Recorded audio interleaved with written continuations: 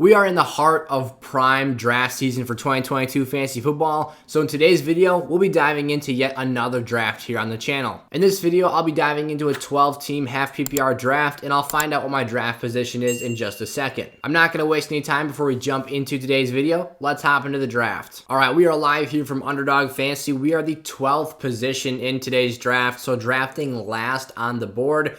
This will actually be quite interesting here to see who actually falls to us and who is available at that late stage of the board. So it's going to be a long time in between picks here. That's all right. It'll give me plenty of time to break down and evaluate the rest of the players going off of the board in today's video. I will pop up the draft screen here in just a second once things get underway. So you'll be looking at the draft board for most of today's video. Hopefully I have minimized myself in today's video, so hopefully that makes your viewing a little bit easier. Of course, if you guys are new around here, it would mean a ton to me if you drop down, click that subscribe button, and turn the bell on so you never miss an episode.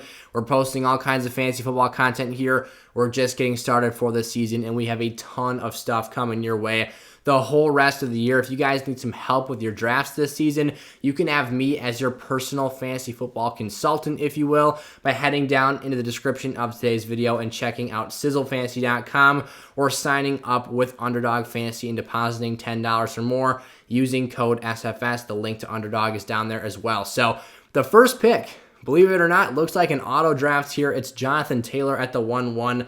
No shockers there. CMC goes number 2. We're playing things right by the book. I am actually really excited. I don't think I've gotten you guys a 112 draft episode yet this season. I plan on getting you all a whole bunch more drafts here. I'm actually right now in the process of buying some studio equipment so I can go live for you guys, hopefully here in early September or very, very late August. This video is already coming out in late August, but I want to get you guys some live Q&A stuff going here, maybe some community drafts. All kinds of fun stuff, so stay tuned for all of that. Austin Eckler goes at the 1-4 after Justin Jefferson. My wide receiver 1 for this season goes at the 1-3. Very, very high draft pick for him there. And Derrick Henry falls to the 1-7.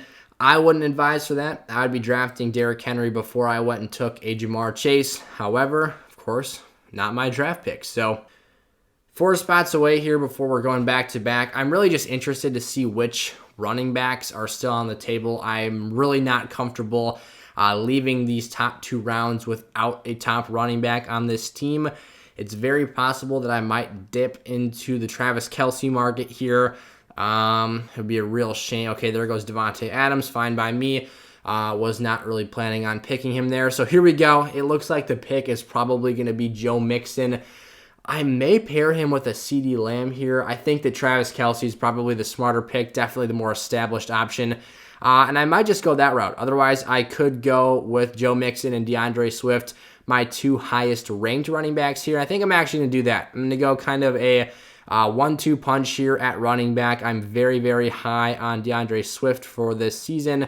And I thought we missed him there. There we go. So if you've seen this before, if you've watched some of my drafts, I am very high on those 2 players collectively this year. For those of you wondering, yes, I do actually have DeAndre Swift ranked above Travis Kelce for this upcoming year. I do like Travis Kelce. He is a top 13 player on my board. However, got to value that running back position. And for me personally, I do have a lot of tight ends down the board that I really, really like for this upcoming year. Later round sleepers, if you will. Even a guy, if you want to go a 9th round pick and take a guy like a Dawson Knox, something I totally love doing. Zach Ertz, another player to keep your eye out for. I've really come around on him lately, and he's someone I've started to kind of open up my draft boards for. A lot of different ways to go at that position group, so I wouldn't, pigeonhole yourself into, saying I got to get one of those top 3 guys. Is for me personally, as far as it goes, I'm not really interested in the George Kittles, the Darren Wallers of the world. I will occasionally take a 6th round pick on Dalton Schultz. But as I said, I was going to pull that draft board up for you guys. I've got my phone pulled up here with Underdog Fantasy as well. So I'll actually be drafting off of there so you guys can take a peek at that board again. I know I'm probably blocking off part of the screen, but I did shrink myself. Someone was kind enough to put that in the comment section, that they wanted to see a little bit more. So I did shrink that up a little bit for you all. Like I said, it is going to be a good long chunk of time before we're back up on the draft board here.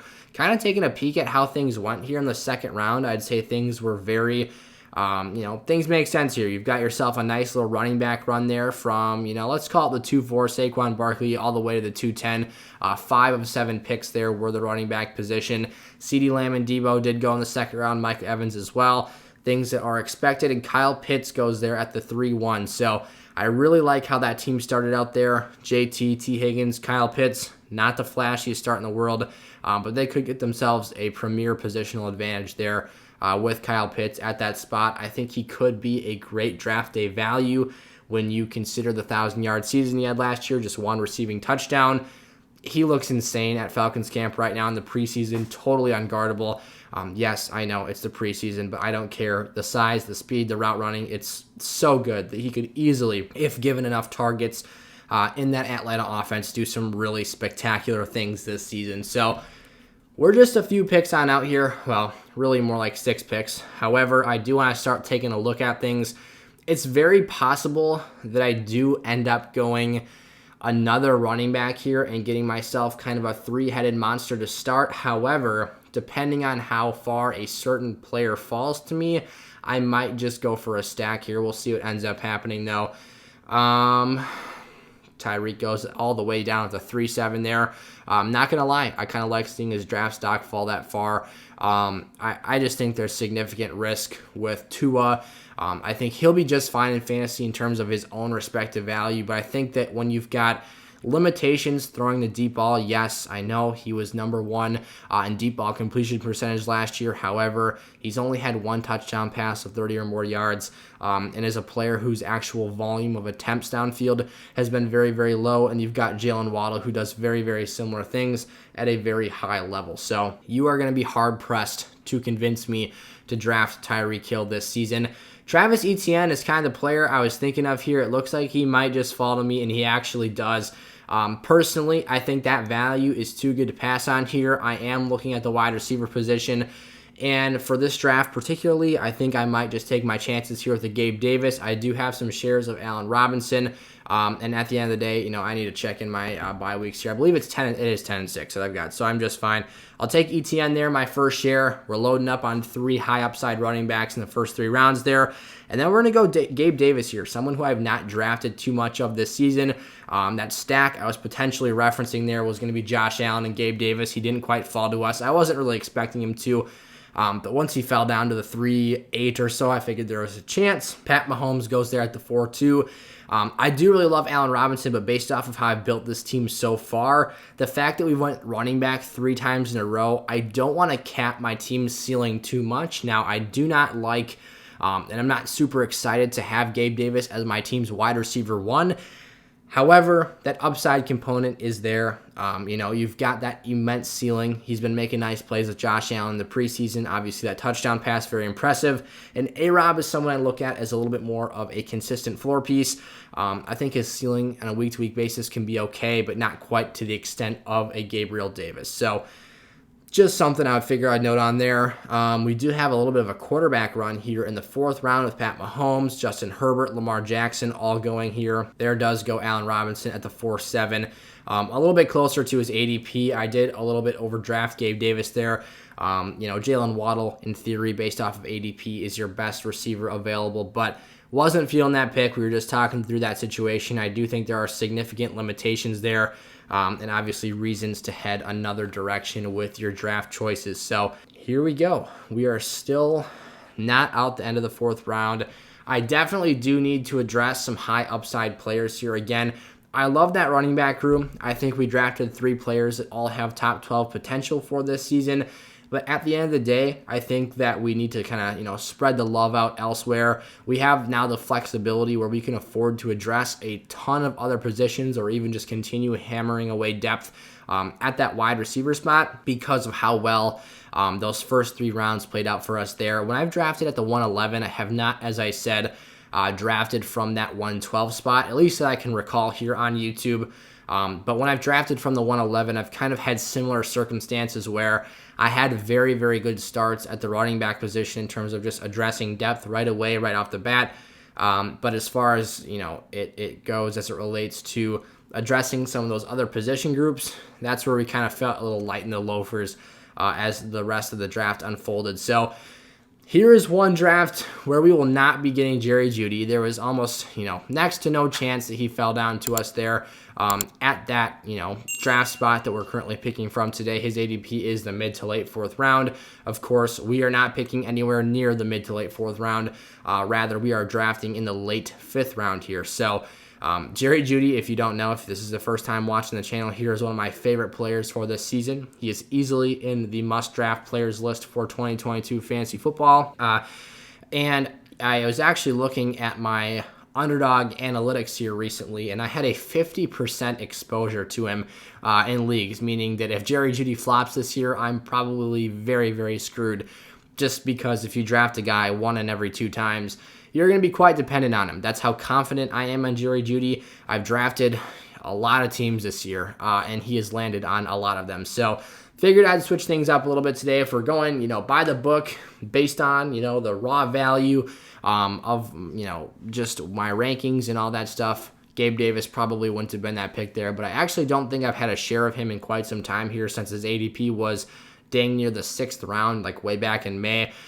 So I figured, based off of the way we're constructing today's team, I was looking for a wide receiver who could give some upside and obviously some ceiling value to this lineup. So we're getting close to it here. Wow, Jalen Hurts goes early there at the 5-4. Very, very high on quarterbacks in today's draft. We are Kyler Murray, probably not someone I'm going to draft here. It is an option, though. Depending on what receivers go, we'll actually kind of decide that. And the 2 tight ends I'm not a big fan of end up going there. So we've got ourselves a couple of wide receivers I'm very, very fond of. I wouldn't mind a Chris Godwin, a Darnell Mooney here. Heck, it's a little early for Adam Thielen, I will say that. There, of course, he had to do it. All right, so I might actually pivot here, or do I want to leave that position bare? You know what? I'm going to play my cards here. I'm going to assume that I can wait for one of my 8th or 9th round quarterbacks and hope that one of those players, your Matt Staffords, your Tom Brady's of the world, I'm going to hope those guys sit around, hang out on the board for me. I'm going to take Darnell Mooney here. I'm going to actually draft another player over Kyler Murray. Again, this is hoping that I can get some higher quality wide receiver play right now and come back for these position groups later. I'm going to go DK Metcalf there. So now we do, in our first 6 rounds, have 3 receivers and 3 running backs. I'll come back later and try and address that quarterback position, like I was saying, with guys. It could be a Russell Wilson, a Tom Brady, Dak Prescott, Matthew Stafford. If I really miss the ball on those guys and the quarterback position continues to fly off the board here, maybe it's a Derek Carr and Aaron Rodgers, both players as well who are lower end players that I would say you could, have respectable teams with as your number 1 player at the position. But again, I really wanted to address that wide receiver spot. There is a ton of upside at this position later on the board, but I wanted to get some of that higher end premium upside while we had the opportunity. I was really, really bummed to see Chris Godwin go there at the 5'11", just a hair above his ADP right now, or at least the last time I checked, I believe he was a early to mid 6th round selection. But Darnell Mooney, you talk about the Chicago Bears offense, they have to throw to someone. Justin Fields showed a fantastic connection with him last year. Personally, I think that connection is really just going to come down to the Bears' ability to protect for extended periods of time for Justin Fields. I think that obviously any quarterback is dependent on the protection that their offensive line provides for them, but a young quarterback who had such poor O-line play last year, I think is really going to need some extra help from that unit. So Murray falls all the way to the 6-7 there. That is very interesting. We see guys like Allen Lazard, Elijah Moore going around him. I apologize, my chair is extra creaky today. I missed you guys being away from the channel here for the last 4 or 5 days. I've been a pretty busy guy. Unfortunately, that kind of ate into my time here to make content, but we're back and better than ever. I'll be pumping out and hammering content hard here, especially next week. Got a little bit of a spoiler for those of you guys watching today's episode, but I will be producing content essentially no matter what. I can stay up and record videos basically until 3 in the morning if I really want to the night before I post. We've got all the opportunity in the world from here on going out, after next week to just put out a ton of high quality content for you guys, interactive videos, all the great stuff you love to see from the channel here. So smash today's episode with a like if you're excited for that. I'm looking forward to it. I love drafting. I love talking fantasy football. I love breaking down draft boards. I love talking, must start players for the week, lineup advice.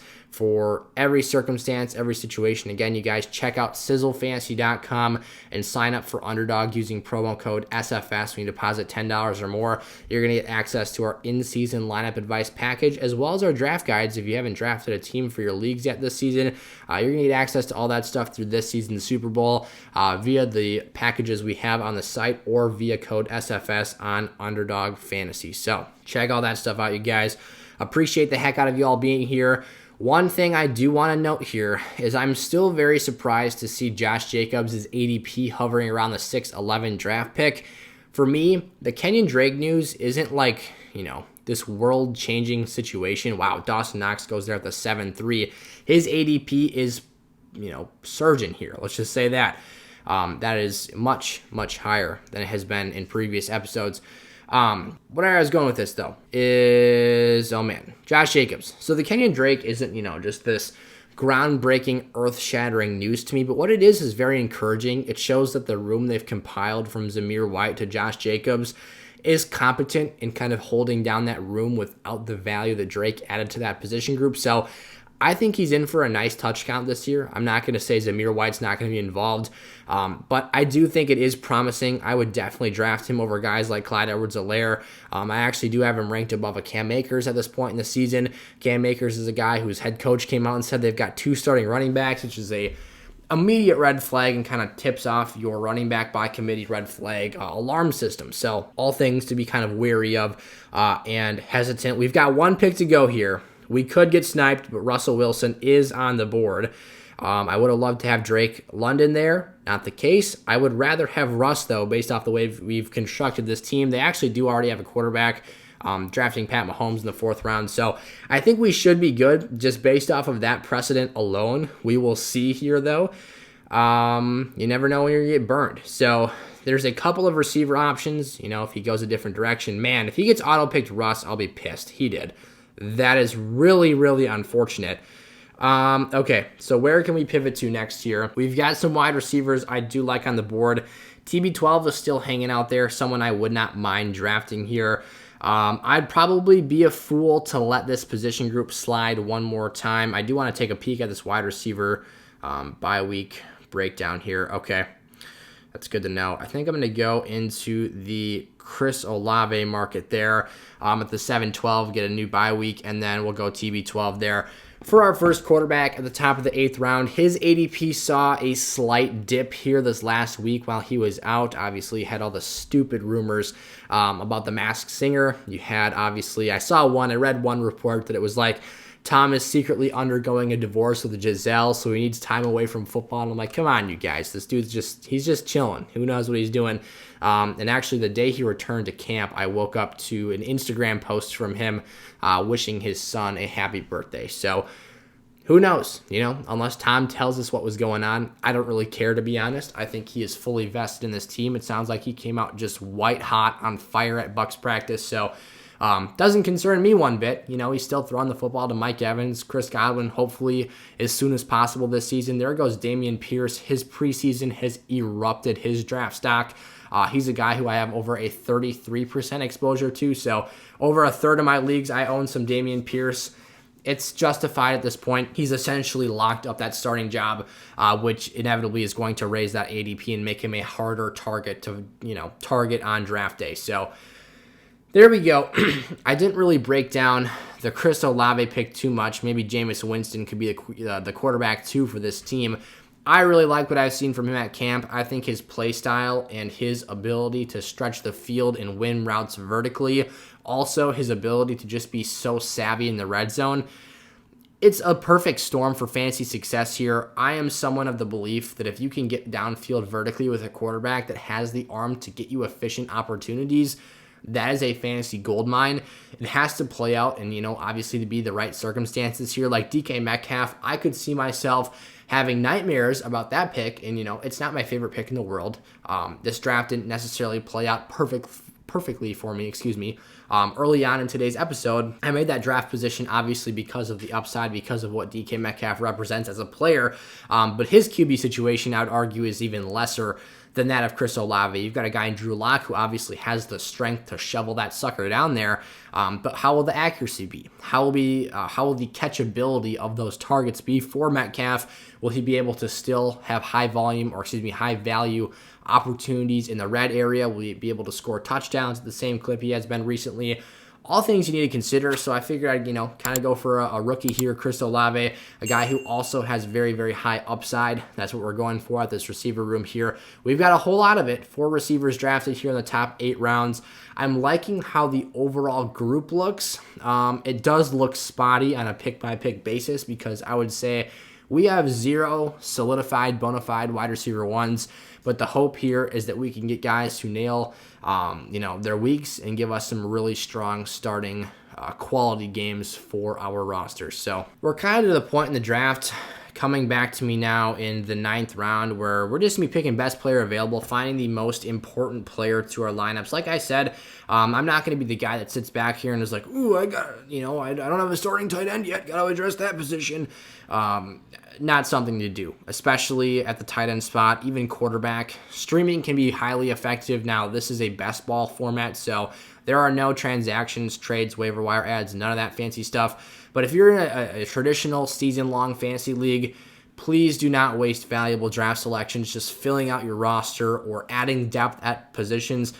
If there's value on the board, if you have an opportunity to draft a starting level player later than their draft value suggests, please do it. You can always trade later. You can always adjust. There are things that can be done other than just filling out your lineups. That's somewhat the case for the running back position early on in the draft, unless you want to take that RB0 approach. Obviously, we did not do that today. I was actually going to suggest that we were going to do the double hero RB strategy for today's video, but then things played out so beautifully, getting Travis Etienne there in the late 3rd round. So couldn't pass that chance up here. It's looking like 2 of our 3 quarterback prospects are still hanging out there, chilling on the table. The potential here is there to go. Penny went that early. So him and Kenneth Walker are seeing their ADPs kind of separate here, which is interesting to see. We're about to be on the clock, which we are now. I'll be honest, not really loving too many of the options on the board for us here. The value is definitely at the quarterback position with a handful of starters from Stafford, Rodgers, Cousins being available at this pick. I think here I'm just going to simply have to go Ken Walker. I will bypass Cordero Patterson here. And then at the wide receiver position room, not really in love with any of the names here. I will take Jalen Tolbert to give myself some extra upside. We're drafting more and more rookies. He looks pretty good in the preseason. Doesn't look like an elite level player, but does look like somebody capable of contributing to that Dallas lineup. So stuff to be excited about there. Just kind of seeing the way that ADP has evolved here. It's really, really interesting. Obviously, preseason hype plays a large factor into how players are valued here. And, this is no exception. This draft is obviously showing us a lot of the effects. It's been like 4 days since I've done my last fantasy football mock draft for you guys, and the entire draft board is different. So, first of all, what does this mean for me? This means I need to go into the draft guide and change like all of the must-own players data, just because ADP has changed so much and guys are really showing you that they're going at variously, very, very varying draft positions. Wow, did not like saying that one. But yeah, so Jalen Tolbert in the 10th round. This is a guy who I used to be drafting in the 13th round. Obviously, he's soaring as the Dallas wide receiver room consistently looks as if he is their number 2 option early in the season. You've got guys like George Pickens, absolute beast wide receiver for the Steelers. Obviously looking like he is supplanting Chase Claypool as the number 3 option. So therefore, Pickens moves up to the number 2 role. That's proving to be a big deal here. His ADP, or at least his draft stock, warranted him a higher pick by over a round in today's video. B-Rob, his ADP closing in on Antonio Gibson. Super, super interesting stuff here. I do like to see Kirk Cousins getting some love here, being drafted not too far after Aaron Rodgers. Really, really fun stuff to take a peek at there. I'm trying to see who else is a big ADP mover off the top of my head. It looks like Amari Cooper has continued to trend backward. I'm a bit surprised to see him after Devontae Smith. However, those first 12 weeks of the season might be pretty rocky without Deshaun Watson, and who knows if that chemistry will ever get on point for this season. I'm going to try something here. So I know I'm in the bottom right-hand corner of your screens, so I'm going to try leaving some buffer between myself and the draft board to see if I can kind of get you guys equipped to take a peek at that stuff. Julio goes at the top pick in the 11th round. Michael Gallup shortly thereafter. I'm actually really excited to update that must-own players, sleepers, and bust stuff now that we're seeing how different this draft board is just over the course of a weekend here.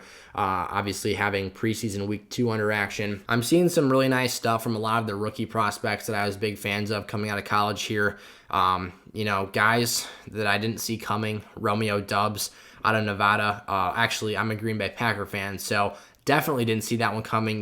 Despite the bias I might have, he looks like a completely different player in a Packers uniform than he did at Nevada. So a really interesting situation there. I think his ADP, he just went off the board at the 11-5 there. And just a week ago, he was going as like a 14th round pick. So ADP is wild. Things are changing fast. And, we're already, the amount of Christian Watson hype I've heard this season has been almost non-existent because he had a slight knee surgery or operation. We are on the clock here, so I got to stop yapping for just 1 second. It's interesting that Tua's ADP has seen him slide all the way down here. I could get him as a really healthy QB2 option, or I could draft J-Rob at this pick as a really good handcuff, if you will. Not something I think is super necessary, but this first pick here. All right, first pick, I'm going to go with Jahan Dotson. We are, the CEO of drafting rookies here on the channel. Let's see. I've got my running back room pretty established right now. I'm going to go Tua just in case, something happens to TB12. Get ourselves a really solid QB2 option. It's inevitable that we will need both of these players. And I actually think I'm going to have to take a third quarterback because if I thought that through, which I am now having buyer's remorse. Last round, round 18, we'll be taking Carson Wentz or somebody because I believe both the Dolphins and the Bucs have week 11 buys. Great job drafting there, Gav. So in all reality, the draft gods wanted me to take James Robinson. And in fact, I pivoted and did exactly what I should not have. That's what we get. That's what we get for rushing, for talking, not preparing ourselves for our 30-second draft timer. It's all right. We'll figure out a way to make it work. I'm actually not too worried about it. We've got all the way down here until the 18th round. I still haven't addressed tight end. There just hasn't been anyone calling my name. Albert O is interesting to me, but not someone I felt an absolute burning urge to take. I'm fine fading that position till the end. We can draft a couple guys late. David Njoku, Hunter Henry, still guys on the board who I don't mind here. Really all you need is a touchdown from the tight end position. Hunter Henry is definitely not a flashy pick whatsoever, but he is someone that I think has some value, especially in your standard leagues. He's not going to see a high volume of targets head his direction, but there goes Jameis. We didn't get him as our second quarterback. Darn it. It's fine. ADP didn't line up there. I wasn't going to reach up and grab him. I do have Tua ranked higher. All right, we are flying back to us here. Mike Gesicki, I am not touching this season. Yes, I did just draft Tua, but every single report you hear out of Dolphins camp is that Mike Gesicki is not a focal point of their offense. So, do I do it? Patriots are week 10 bye. Browns are week 9. I may just double down on tight ends here and just wrap that position group up. And honestly, that might be the direction I go here because as I look at the tight end position room here, it lines up perfect with ADP, and I don't see too many conflicting pieces here. So don't mind that whatsoever. I loved David Njoku early in the offseason here. I'll slide that board up so I'm not blocking stuff off too much for you all. I loved David Njoku at face value after the Deshaun Watson trade. Obviously, suspending him for 11 games, not allowing him to come back until week 13, because what is it? The Texans have a week 12 bye, or what is it here? Okay, it says the Texans have a week 6 bye, so I'm just tripping right now. But he comes back to play the Texans for whatever that's worth. It must be a week 12 game then. So he comes back, he plays his former team, and obviously his draft value takes a hit Jacoby Brissett is not the same player that Deshaun Watson is. He can't even dream of providing the same level of draft value or just ability to throw the football downfield. However, you're still going to get a playoff run here with one of the best, top 10 quarterbacks in football. And that's by a very conservative estimation there. Some would even tell you he was a top 3 quarterback at the time that he stepped away from the game. I think it times out perfectly here. If Hunter Henry can just hold down the fort, get us a touchdown here and there, if David Njoku can have a big game here and there, I think that room will be fine. I think that position group will be all right. I can't say I'm too overly in love with today's video or today's draft. That is, I guess, the video that we are filming here is this draft, so whatever. We've got 4 picks left. Like I said, one of them has to be a QB. We'll be taking a third quarterback here. I'll be looking for someone with some nice upside, of course, obviously. Carson Wentz is usually the name I target at this later stage of the board. It sounds like he's been just having an atrocious training camp, though. Turnovers, just rushed throws, bad stuff. But he's got playmakers. We did draft Jahan Dotson earlier in today's video. I actually saw Jahan Dotson play at Wisconsin last year. That was a fun game. He absolutely obliterated the Badgers secondary and was just, if he had a decent quarterback, he probably would have had 300 yards in that game. As a deep and vertical weapon, he is a very, very good player. We'll see how he pairs in with Terry McLaurin, but I think his upside should be pretty good here. I wouldn't absolutely hate drafting Mac Jones here.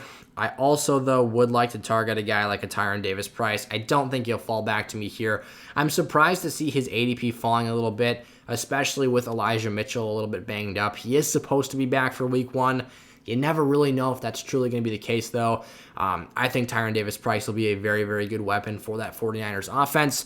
It's all just going to come down to, obviously, the packing order that Kyle Shanahan decides to implement. Interesting pick there. So Paris Campbell goes at the 15-5 after Alec Pierce has been showing us in 2 wide receiver sets that it looks like he's taken full grasp of that number 2 role in Indianapolis. Zamir White's draft stock is on the rise a little bit here, up to the 15-1. It breaks my heart to see Jameson Williams as he landed on the NFI list, the non-football injury designation. His draft value just keeps on falling. I think as a player, he has phenomenal upside. I used to draft him in the 11th and 12th round religiously. His ability to be a productive force for that team is insane. And I think once he gets out there, his ceiling is going to be so high, he is going to crush it. But it's been a steady trend backwards for Jameson Williams since early in the offseason, just because of the timeline of his injury rehab and recovery and just kind of the things that have come along with that. So I definitely wouldn't mind. Let's see. So I've got a week 11 bye. Deshaun Watson is out of play here because he will not be available at that spot in the season. Let's see. I could draft Jared Goff. I do have some shares of Mr. Goff. I also could draft Baker. Not so sure about his job security, though. The reason I'm talking quarterbacks right now, and I was planning on going with them later, is just that's where the value is at right now on the board. So I'll go ahead and take Goff here in the 15th round. Let's peek in at the running back room really quick. Darrell Williams is actually kind of an interesting name. We do have Marlon Mack on the table still. Wide receivers, I think I might just go Jamison Crowder here, get myself another player and share of that Bills offense. It would have been beautiful if I could have gotten that Josh Allen stack earlier on in the video, but it is what it is. 2 guys the week 7 bye will be fine. I don't think anyone else lines up with that. 14 here for Mooney. Seahawks are week 11. Another 14 with the Saints, 9 for the Cowboys. We got a lot of week 14s actually with Jahan Dotson as well, but we'll be fine there. So we've got the quarterback position addressed. Not too worried about that anymore. Really, again, we're back to the best player available strategy. I'm probably going to film another draft after I finish this one. I'm having a good time. This went fairly quick as well. So I'll pump out 2 videos for you all. Have a draft lined up for Wednesday and Thursday, at least if you're watching these videos of the day they come out, which is probably not the case if we're being entirely honest here. But hey, whenever you watch it, great for me. So I appreciate the heck out of all you guys for sticking around in today's episode. It wasn't a flawless draft. It wasn't a perfect draft. It was a bit stressful. We had the clock hammering away at us here a couple of times. Definitely had my little slip up there, but it's all right, You can't expect yourself to be flawless every time. I'm here to be an example, a demonstration, a tool for you guys to help you become better drafters. And again, yeah, wasn't perfect today, but it's kind of hard to expect yourself to be here when you're blabbing away talking about everything besides the player you're drafting every single time you're up on the clock. So it's a good time, though. I do really love that Crowder pick. I'm surprised his ADP continues to fall here. I do love Khalil Shakir. Isaiah McKenzie is obviously a threat in that offense as well. But Crowder's been someone I've loved drafting here. Notice the ROBBI, Robbie Anderson right there. Let's see. Best player available in 12 picks. Who will it be? Carson Wentz will be hanging out there. You won't catch me drafting a fourth quarterback, though. We've got, I'm trying to find guys who have flashed in camp, who have legitimate cases to be playmakers and involved in their offenses in any way, shape, or form. You can tell ADP is getting more accurate, let's put it that way, because you're starting to see the bottom feeders actually go at the bottom of drafts now, whereas in July when I was drafting, I'd just be having a field day, scooping up value all over the board. Guys were just, falling so late in the draft, and good players would be hanging out there in the 17th, 18th round for you. Now there's still a little bit of that, but it's much more evident that you're having to reach for those types of players. As far as our running back breakdown goes, I do feel really good about how we started today's draft. We still only have 4 players assessed at that position. Might be something to entertain because we do have 2 week 11 buys. Might want to draft at least one more in the next 2 picks. And we're actually going to be finishing up our drafts here rather swiftly. I think Ronald Jones might be the guy for us. Unfortunately, I don't really love that pick too much. We're just trying to add some depth here. I do think he could see some goal line work, some short opportunities for this team. But you've got other viable backs, Jerick McKinnon, Clyde Edwards-Helaire, Isaiah Pacheco. If I'm saying that right, I read his name all the time, but I don't actually hear his name on the TV because I'm usually listening to something else in the background. Great. Rojo went. I was like, where did he go here? Always fun to see that happen. These running backs are absolute trash. Maybe we won't pick one right here. And I'm actually on the clock here feeling some heat from the timer. I don't know if I'm going to get this pick off here. Heck it. Let's just throw a shot in the dark at David Bell there. Really liked his tape coming out of Purdue. Really complete player. Do we just go wide receiver heavy as heck and draft? Gus Edwards just got put on the PUP list, so he's out at least 4 weeks. He could have, I want to draft, to be honest, I want to draft Kyle Phillips here. Really like him out of the slot. However, I'm going to just shoot myself in the foot for the first month. I'll draft Gus Edwards. He got put on the PUP list, but this is our last pick on the board. He has legitimate goal line utility for that Ravens offense. I think it'll be a committee. I don't think it'll be just J.K. Dobbins or bust for that team. And I really wanted to add a 5th piece there. I don't feel comfortable walking in with 4 running backs only. One of those guys having a surgery, that being Kenneth Walker here. Where'd he go? Kenneth Walker here in the late 9th round. And then, like I said, we're being completely honest with ourselves. We've got 4 running backs. 2 of them share a bye week in week 11. We got to add someone else to that room. So, like I said, not a flawless draft today. We didn't necessarily smash it out of the park. Wasn't a home run. I'll be the first to tell you that. Not overly in love with today's draft, but there is a lot of upside here. There is a lot of opportunity. At least we hit it heavy early on with the running back position. Got some really, really solid guys. I also did like our little middle wide receiver run there, and then capping that off with Tom Brady. The tight end position is not great. I'll be the first to tell you that as well. However, I do think that we did do justice by that room by getting 2 players who I think have serviceable lineup potential. So we'll do a quick recap here as soon as the last 2 picks go off the board.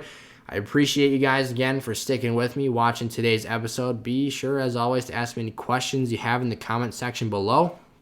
I'm here to be a tool and a resource for you this season. So, of course, put those questions down there. I'll get back to you as soon as possible. I was very busy, didn't get to too many questions during the weekend, but I think I got myself all caught up here on the asked questions, the inquiries I had received up until this point in time. So Thank you, of course, you guys, for always asking, because, again, comments and stuff like that help me out as well, and I welcome them down there. Would love to help you guys out. So I'll actually just pop this draft board down here.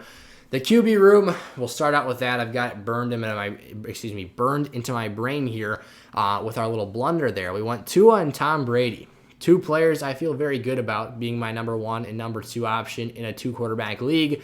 However, they share a Week 11 bye. It's fine. We got Jared Goff in the 6th round. I think he's a very underrated passer, distributor of the football. He has very good options and weapons to work with here. Of course, DeAndre Swift, one of our backfield mates, one of those options to throw the ball to. TJ Hawkinson, Amon-Ra St. Brown, Jameson Williams when he comes back healthy. He's just got to get that ball out there in space, and hopefully those playmakers can do the rest for him. So realistically, as long as he's healthy, we're only going to need him for 1 game here. It'll be fine. Everything will work out there. Joe Mixon, DeAndre Swift, Travis Etienne, boom, boom, boom. 3 picks off the board at the running back spot. I loved that start for today's draft. Half PPR league, all 3 of those guys can catch the football. All 3 of them can score some touchdowns for me as well, especially Joe Mixon playing in a high-producing offense with a great NFL quarterback to get that team with long, extended drives and a plethora of opportunities in the red area. For me, DeAndre Swift and Travis Etienne, it's all about that efficiency in the passing game. It's all about that extra versatility and ability to get it done through the air. Kenneth Walker, a rookie running back breakout, potentially a league winner down the stretch of the season. Gus Bus Edwards, hoping I don't need you, buddy, but if I do, just barrel yourself into the end zone for me. The receiver room, at face value, looks a little bleak, to be completely honest. We don't have ourselves an alpha, a wide receiver 1, a guy who you look at right now, today on August 23rd, the day I'm recording this video, and say, yeah, we've got ourselves a dude back there. Now, we've got some talented players. We've got ourselves some phenomenal upside, but it's going to come down to us obviously having these players hit and sync up in terms of the weeks that they produce. Otherwise, this room could be a bit of a disaster. For me, Gabe Davis is someone who I'm really starting to turn my head to. Obviously, his draft value can be a bit scary. I do think he worked well today's video. I'm not someone who's trying to smash the draft button a super large amount of times on him, though, just because I worry about him being the number 2 option in that offense. At best, I don't think he obviously does anything to Stephon Diggs' reputation for that team. So Davis will have his big games, I think. Hopefully, obviously, his snap share in the preseason is showing positive signs. His quarterback is amazing. If you want to be a number 2 option on a team, the Bills are a fantastic candidate to do that. But at the end of the day, there is some uncertainty there, though. Darnell Mooney and DK Metcalf are our next 2 picks. Mooney, for me, is the lock to be the number 1 wide receiver in Chicago. He'll see a lot of volume, a lot of opportunity. DK is a dude. He is someone you looked at as one of those top-flight players with Russell Wilson under center. But right now, that quarterback position is complete dog crap. You've got Geno Smith and Drew Lock kind of having their own version of the toilet bowl back there. So it's going to come down to DK just being an absolute beast and just dominating everyone on the field. If he's able to do that, awesome. If not, hopefully some of these other rookies can step up to the plate. Chris Olave being one of those players I think can separate vertically, have a great rapport with Jameis. Jalen Tolbert, I think, can step out early, hopefully find himself some production. Jalen Tolbert, I just said that. Jahan Dotson, hopefully vertically he can be a big play weapon as well for Carson Wentz and kind of blow the top off of some secondaries. Jamison Crowder might be a little bit more of a floor piece for us, another Bills offensive playmaker. And David Bell, someone who I'd be more excited about if Deshaun Watson were the signal caller here. But to be honest, until he comes back, not too optimistic there with Jacoby Brissett. That was a crunch time pick there. So that leaves us with the tight end room. Before I send you guys on your way for today's video, Hunter Henry, David Njoku. It's not the sexiest room in the world. It's not the flashiest position group at the tight end position. What you've got here in Hunter Henry is a red zone magnet, a guy who scores a high volume of touchdowns, or at least he did last season with Mac Jones. A very good possession tight end, has sure hands. And again, he's not Kyle Pitts. He's not going to get out in space and do a ton after the catch with his legs, but he is a capable playmaker in the red area, which you love to see. And then David Njoku could potentially be, I won't quite go as far to say he'll be a league winner, but he could be a very, very valuable asset in the fantasy playoffs when Deshaun Watson comes back, if that offensive production gets motoring a bit further. So that's today's draft. We do have some rather risky bye week exposure, to be completely honest. 3 teams with a 3-week or a 3-player bye week exposure. And then we got hammered in week 11 with 4+, where we actually went 5. So that's fun. That's exciting. It's all right, though, as I said. I think today's draft was, it wasn't a total disaster. I think there's some potential for this team. Let me know your thoughts on today's draft in the comment section below. And, of course, if you have any questions, let me know those as well. I will see you guys next time. Peace out.